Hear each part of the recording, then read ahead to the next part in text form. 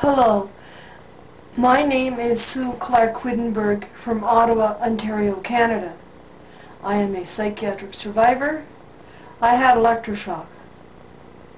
I am here to talk to you about the labeling of psychiatric patients by psychiatrists. Label jars, not people. The stigma of being labeled is very real. Though the psychiatric diagnosis by psychiatrists are bogus, in the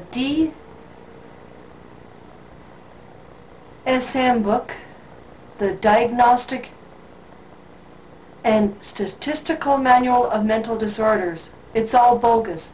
There is no proof, no tests, no scientific proof that mental illness exists. Yet psychiatrists routinely use this book, most psychiatrists use this book, to diagnose their patients. Then they give the patient a corresponding psychiatric drug to go with that so-called bogus mental disorder. That's not okay. People go into psychiatric wards because they are suffering. They are suffering some type of emotional pain.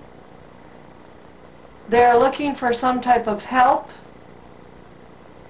Some have been badly abused by society or by their families.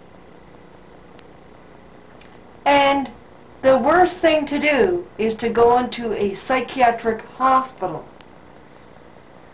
There it is a very dangerous place. The psychiatrists routinely give you psychiatric drugs, some of which are brain disabling that cause brain damage. Sometimes they tell you that electroshock is safe and take it. Electroshock is not safe. It causes brain damage 100% of the time. They often don't tell you. They say it may cause a little memory loss. That's not true. It often causes permanent memory loss. It always causes brain damage. They don't tell you this. Also, if patients act up, scream, or they are deemed to be out of control by the staff, they can give you chemical injections, which is a big needle. They turn you on your stomach and give you a big needle in your hip that knocks you out for about 12 hours. Also, they tell you things like, oh, you're sick, you need your medication. Some psychiatrists say, you have a mental disorder called such and such. I think you shouldn't have any children because you may pass it on to your child. That's not true. That's all bogus. That's all hogwash.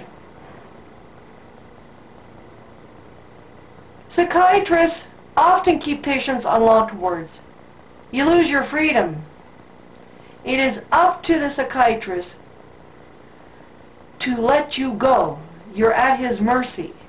You could be there 1 month, 2 months, 3 months, who knows.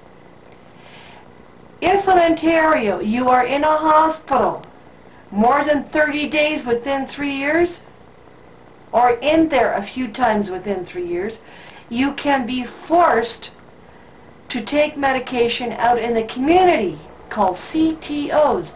Community treatment orders is basically forced drugging of patients out in the community.